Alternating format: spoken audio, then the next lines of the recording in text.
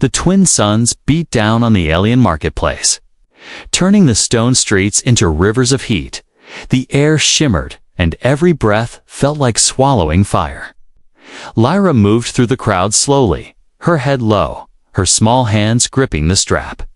Of her empty water pouch, her lips were cracked, her throat burned, and each step felt heavier than the last. The alien city of Zar was a place where water was more precious than gold. A single drop could mean life or death, and for someone like Lyra, poor and alone, it was a daily battle to survive. She had been without water for almost 2 days, her vision blurred, and the noise of the crowd felt distant. She passed stalls selling fabrics, tools, and strange alien food, but her eyes kept searching for only one thing: water. Finally, she saw it, a stall on the far side of the square. With 3 large barrels of clear, shimmering liquid, the smell of it reached her nose. Clean and pure, making her chest ache with need. Lyra glanced around. The merchant, a tall, scaled alien, was busy arguing with a customer. 2 guards stood near the gate, their weapons resting on their shoulders. Her heart pounded in her chest. She knew the punishment for stealing. She had seen it before: whips, broken bones, sometimes even death. But her body screamed for water more than her mind feared pain. Her legs carried her forward before she could think twice. She slipped between 2 crates, crouching low. Her thin fingers reached into the barrel and filled her small flask. The cool liquid touched her skin, and she almost cried from relief. She shoved the flask into her pouch and turned to run, but she didn't get far. "Thief!" someone shouted. The merchant spun, his eyes blazing, and pointed straight at her. The crowd turned, voices rising in anger. 2 guards broke into a run, their heavy boots shaking the ground. Lyra pushed through the crowd, her breath coming in short gasps. Her legs were weak, but fear gave her speed. She darted around a corner. Her shoulders slammed into a vendor's stall, knocking over baskets of fruit. The guards closed in, shouting orders. Someone grabbed her arm, twisting it painfully. She cried out, trying to pull free, but a second guard caught her from behind. They dragged her back into the square, her feet scraping the hot stone. The crowd gathered quickly. Voices called for punishment. "Make an example of her." One alien shouted, "She stole water death." Another roared. The guards shoved her to the center of the square. A thick iron chain was wrapped around her wrists. The executioner stepped forward, a tall alien with armor and a long, black whip. He raised it high, the leather glinting in the sunlight. In the shadows at the edge of the crowd, a human man watched. His name was Ethan, a traveler and mechanic who had arrived in Zar only 3 days ago. He had seen many things in his life, but this was different. He didn't see a criminal. Standing there, he saw a desperate, half-starved girl who had stolen not for greed, but for survival. He felt his hands curl into fists. The executioner's whip cracked once in the air. The sound made Lyra flinch, her eyes squeezing shut. The crowd cheered for the strike. Ethan's jaw tightened, his body tense. The executioner stepped closer, his arm ready to strike down. Lyra stood frozen, the sun burning on her skin. She didn't dare beg. No one listened to begging in Zar. The whip came down, but just before it could touch her, a strong hand shot out from the crowd. It caught the whip in midair. The crowd gasped. The executioner's eyes widened in shock. Ethan stood there, gripping the whip, his voice low but firm. "That's enough," he said. Everyone turned toward him. The guards stepped forward, weapons ready, and in that tense moment, the whole square fell silent. The sun still burned above them. The heat still pressed down on every living thing. But now all eyes were on the strange human who dared to stop the punishment, and no one knew what would happen next. The crowd stood frozen for a heartbeat. No one had ever seen a human interfere with an alien punishment before. The guards stared at Ethan, unsure whether to attack or wait for orders. The executioner's face twisted in anger, his grip on the whip tightening. "This is none of your concern." "Outsider," the executioner hissed. Ethan didn't move his hand from the whip. His eyes locked on the man's. "She's a child," Ethan said, his voice low but carrying through the square. "She stole a mouthful of water, not a life." "Ah." Murmur rippled through the crowd. Some looked uncertain. Others scowled at the human's boldness. The alien merchant pushed forward, his scaled face flushed with rage. "She stole from me my goods, my property," he shouted. Ethan turned, his head slightly, still keeping hold of the whip. "And how much would you sell that water for?" he asked. The merchant sneered. "More than she's worth." Ethan's jaw tightened. "I'll pay double, right now." The crowd gasped. Paying double for stolen water was unheard of. But the executioner shook his head. "No," he said coldly, "the punishment is law, if we make exceptions. The streets will run wild with thieves." Ethan released the whip slowly but stepped between Lyra and the executioner. "You mean you'd rather beat a child to death than take payment?" he asked. The executioner's eyes narrowed. "She broke the law, human. And law is above your feelings." Lyra looked up at Ethan from the ground, her wrists chained. Her eyes were wide with confusion and fear. No one had ever spoken for her before. She didn't understand why this stranger was risking himself. The guards stepped forward, their hands on their weapons. The crowd began to chant for punishment again. Louder this time. Ethan took a deep breath.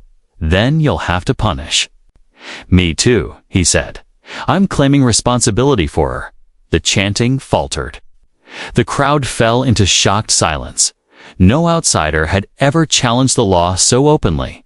The executioner hesitated, then motioned to the guards, "Seize him." He ordered. 2 guards lunged, their heavy boots slamming against the stone. Ethan moved fast, faster than they expected. He sidestepped one and grabbed the other's wrist, twisting until the weapon clattered to the ground. Gasps rose from the crowd.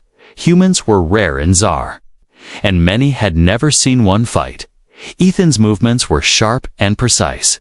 He didn't try to kill Lonely to disable, but the guards weren't used to being defied. The first one swung at him, and Ethan ducked, driving his shoulder into the alien's chest. The second guard tried to grab him from behind. Ethan slammed his elbow back, breaking the alien's grip. The executioner barked orders, calling for more soldiers through the chaos. Lyra struggled to her knees, her eyes darted from the guards to Ethan. She could have run. No one was holding her tightly now, but instead, she stayed.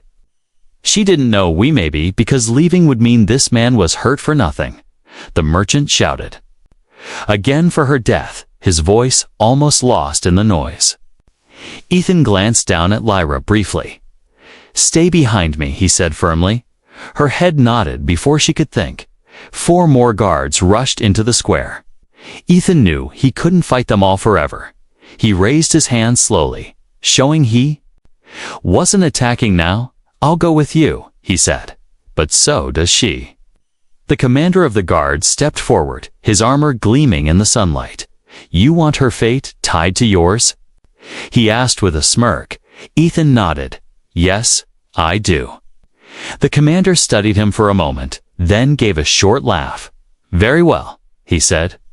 "Both of you will answer to the governor." The guards grabbed Ethan and Lyra, chaining them together.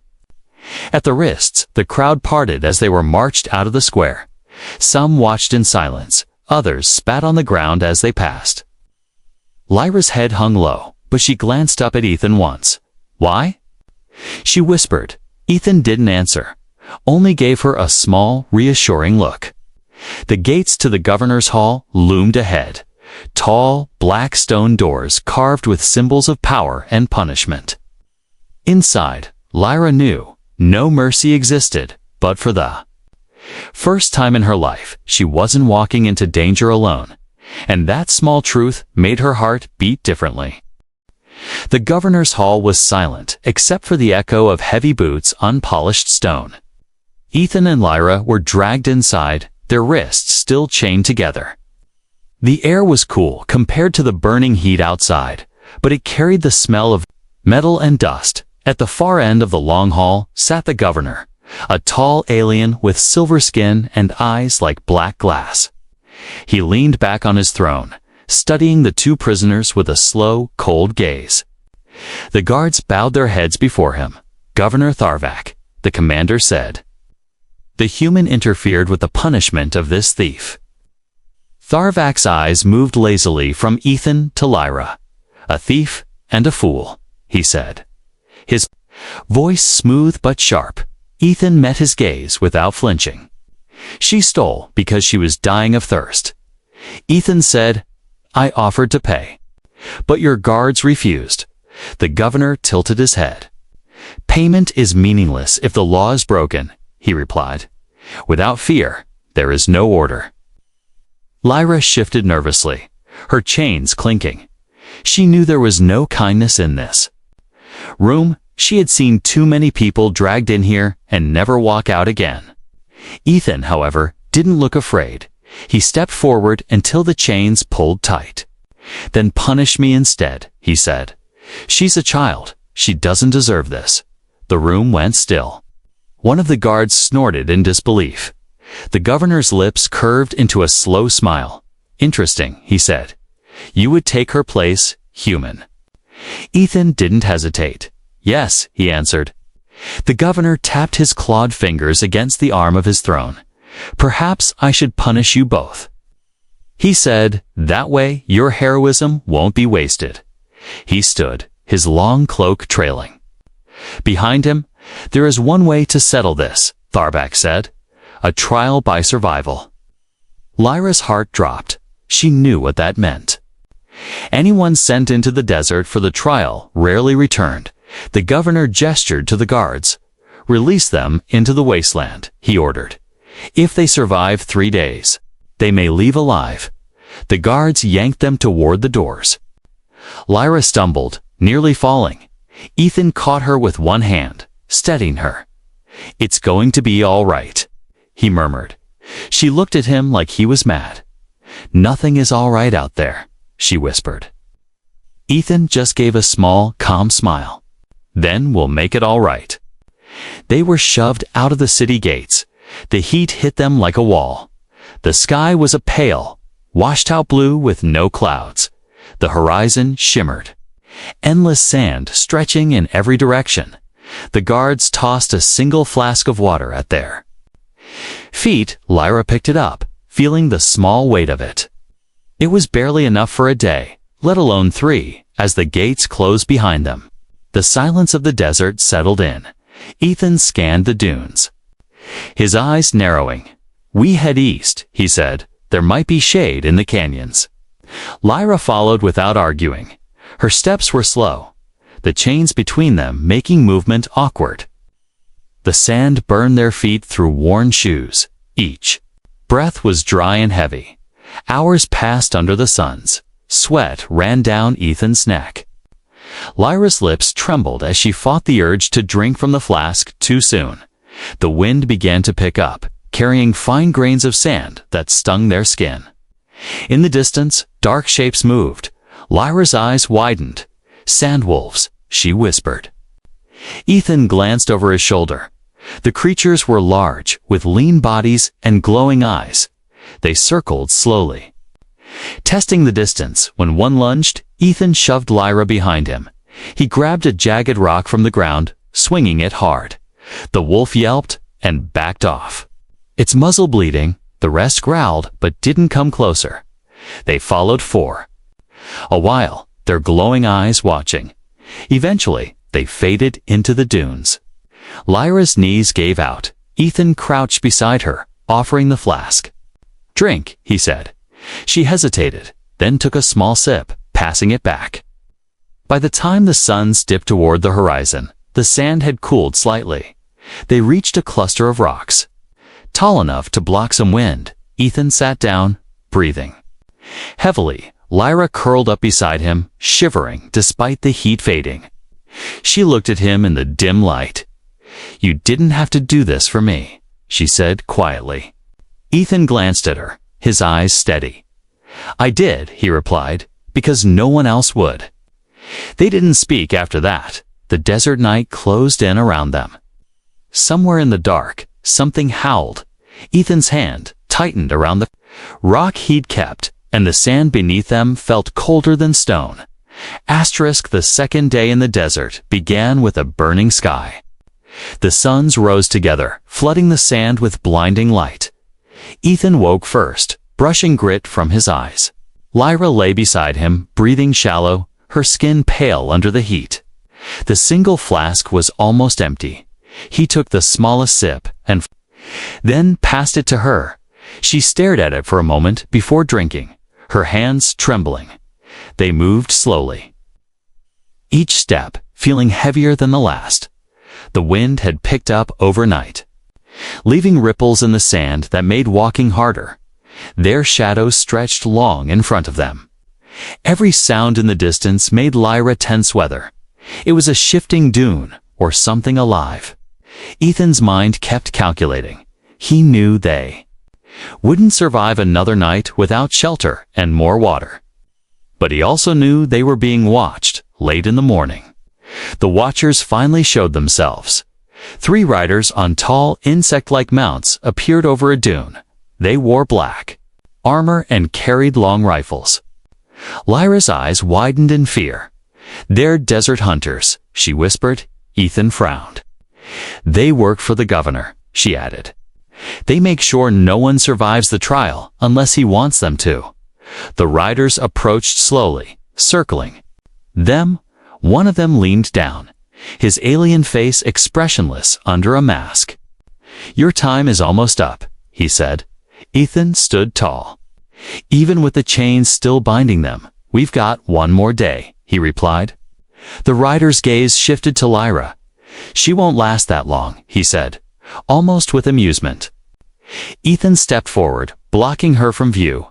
"Then she lasts as long as I do," he said sharply. The riders exchanged glances.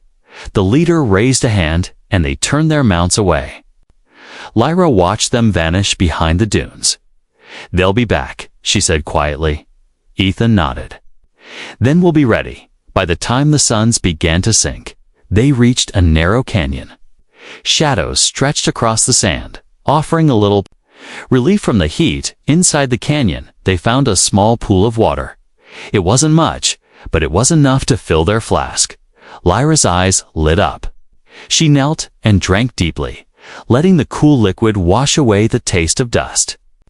Ethan drank after her, his throat aching with relief. That night, they slept against the canyon wall, but in the darkness, Ethan woke to the sound of footsteps. He opened his eyes and saw figures moving at the canyon's edge. The desert hunters had returned. They moved silently, rifles ready. Ethan shook Lyra awake. "Climb," he whispered, pointing to the rocks. She didn't argue, scrambling up as fast as her tired body could.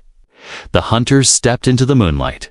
"Trials over," one of them said. Ethan stood between them and Lyra. "It's not over until we reach the gates," he replied. The leader raised his rifle. Ethan grabbed a rock and hurled it. Striking the man's arm, the shot fired into the air, the sound echoing through the canyon. Lyra reached down, grabbing Ethan's arm to pull him up together. They climbed higher, the hunters shouting below. When morning came, they were gone. Ethan and Lyra made the final march toward the city. Their bodies were weak, their skin burned, but they kept moving. By midday, the gates of Zar came into view. The guards at the entrance looked surprised to see them. Few ever returned from the desert. They were taken straight to the governor's hall. Governor Tharvak sat waiting. His black glass eyes glittered as they entered. "Well," he said. "You survived." Ethan didn't answer. He was too tired for speeches. He just stood there, waiting. The governor rose, circling them slowly. "By law, you may leave the city," he said, "but you have nothing. No ship, no coin, no place to go." Ethan met his gaze. "All we need is freedom," he said. The governor's lips curled into a smile. "Then take it," he said. Motioning to the guards, the chains around their wrists fell to the ground. Lyra rubbed her sore skin, her eyes wide with disbelief. But she didn't move until Ethan did. As they turned to leave, the governor's voice followed them. "Remember, human laws are stronger than compassion here." Ethan didn't look back. Lyra stayed close beside him, and though they were free, they both knew this wasn't over. The governor had let them live for a reason, and that reason was still waiting somewhere ahead. The gates of Zar closed behind them with a deep, echoing thud. The sound felt final, like the shutting of a tomb. Ethan and Lyra stepped back into the desert. Free in name, but still trapped by the wasteland around them. The suns blazed high, turning the sand into a burning sea. They had no shade, no shelter, and only a small flask of water between them. Each step kicked up fine dust that stuck to their skin and stung their eyes. The canyon they had left behind seemed far away now. Ethan kept scanning the horizon for movement. He knew the desert hunters could still be out there. Lyra walked silently beside him, her head low, her lips pale. Every few hours, he offered. Heard the flask, she would take a single sip and then hand it back without drinking more. "You need it too," she said once, her voice hoarse. Ethan shook his head. "You're smaller, you'll dry out faster." By afternoon, the heat pressed on them like a weight. Their shadows had shrunk under the suns. They passed the skeleton of some great desert beast, its ribs jutting from the sand like broken towers. Lyra stared at it, her mind imagining herself ending up the same way. Ethan noticed her slowing. "Don't stop," he urged. She kept moving, but her feet dragged, leaving shallow marks in the sand that night. The temperature dropped sharply. The desert wind cut through their thin clothes. They huddled close for warmth. Ethan kept watch, listening to the distant cries of hunting beasts. His grip tightened around the jagged rock he had carried since the first night. When Lyra shivered, he shifted closer. "You'll be all right," he whispered. She gave a small nod, but didn't open her eyes. At dawn, they started walking again. The thirst was worse, now an ache that filled every thought. Even Ethan's steps were slower, his breath shallow. By midday, the sand began to blur in his vision. He blinked hard, trying to focus. Then he saw movement. At first, he thought it was another mirage, but no, there, in the distance, was a dark shape, a structure, low and square. Half buried in the sand, they approached cautiously. It was an old water station, long abandoned. The outer walls were cracked, and the door hung loose on its hinges. Inside, the air was cooler, shaded from the suns. Against one wall stood a row of rusted metal tanks. Ethan's heart leaped when he saw a small tap at the bottom of one. He twisted it, and to his shock, a trickle of water came out. Lyra dropped to her knees. Cupping her hands to catch it, she drank greedily, the color returning to her cheeks. Ethan filled the flask to the top. They stayed in the shelter for hours, resting their aching legs, but as the sun began to set, he knew they couldn't remain. The hunters, or worse, could find them. They set out again. The cool of evening making the walk easier, but it also brought new danger in the distance. Shapes moved low and fast across the sand. Lyra tensed. "Not wolves," she murmured. Something bigger. The creatures drew closer, and Ethan finally saw them. Massive lizards with ridged backs and eyes that glowed faintly in the dark. They fanned out, circling slowly. Ethan pulled Lyra behind a dune. "We can't outrun them," he whispered.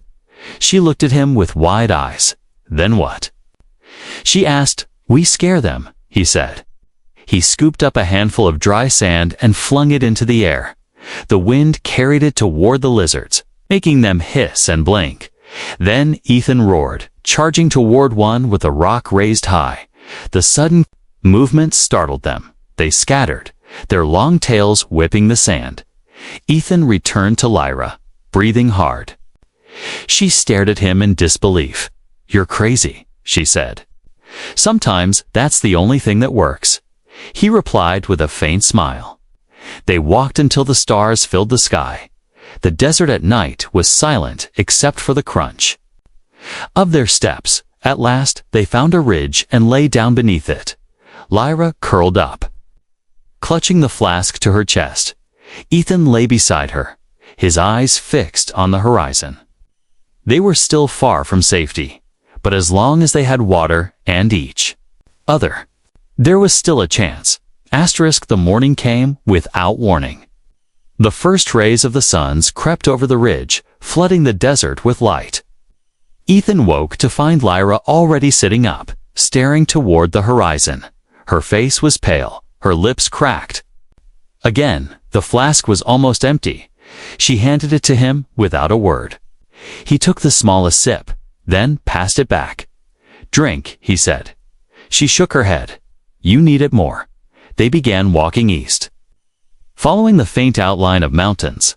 Far in the distance, the air shimmered, and the sand beneath their feet felt like fire. Their shadows stretched long, swaying with each slow step. Every breath hurt, as if they were breathing dry stone instead of air. By midday, Lyra stumbled, falling to her knees. Ethan knelt beside her, his voice firm but gentle. "Come on, just a little further." She shook her head weakly. "I can't." Ethan looked around, scanning for anything shade, shelter, water. And then he saw it. Far ahead, a low structure shimmered in the heat. It was too far to tell if it was real. But it was their only chance. He lifted Lyra into his arms. Her weight was light, frighteningly so, step by step. He carried her toward the shape. Each step felt heavier than the last. But he didn't stop as they drew closer. The shape became clearer. It was a small water outpost, an active one. Guarded by alien soldiers, Ethan set Lyra down behind a dune. "They won't just give us water," she whispered. "I'm not asking," Ethan said, his voice steady. He pulled a scrap of metal from his pack, a makeshift tool he'd kept hidden. "What are you going to do?" Lyra asked. "Something dangerous," he replied. "Stay here until I tell you to move." Ethan crept down toward the outpost. Two guards stood near the water tanks, their rifles resting lazily against the wall. A third paced slowly along the edge. Scanning the dunes, Ethan waited for the pacing guard to turn away. Then he moved, silent as the wind. He reached the side of the tank and began loosening the small valve with his tool. A thin stream of water began to drip into the sand. He pulled out the flask, catching every drop, but the sound caught one guard's attention. "Who's there?" The guard barked, stepping closer. Ethan didn't run. He stood up, flask in hand. The guard's eyes widened at the sight of a human. "Stay where you are," the alien ordered, lifting his rifle, but before he could fire, Ethan threw the flask high into the air. The guard's eyes followed it instinctively. Ethan charged forward, slamming into him and knocking the rifle away. The other guard shouted. Raising his weapon, Ethan dove behind the water tank as a shot blasted through the air. Lyra, watching from the dune, saw the chaos. Without thinking, she scrambled down toward them. The pacing guard spotted her and moved to intercept, but she darted around him, small and fast. She reached Ethan just as he grabbed the fallen flask. "Go!" he shouted. They ran together, weaving between dunes as the guards fired after them. Sand exploded around their feet, but the distance grew, and soon the shots faded. They didn't stop until they were far from the outpost. Ethan collapsed too. His knees, opening the flask. It was half full, but it was enough. He handed it to Lyra. She drank deeply, tears in her eyes, then passed it back. Ethan took a long drink, the water cooling his throat and clearing his head. As they rested, Lyra looked at him. "You risked your life for a little water," she said. He met her gaze. "It wasn't just water," he replied. "It was our chance. The suns were beginning to set.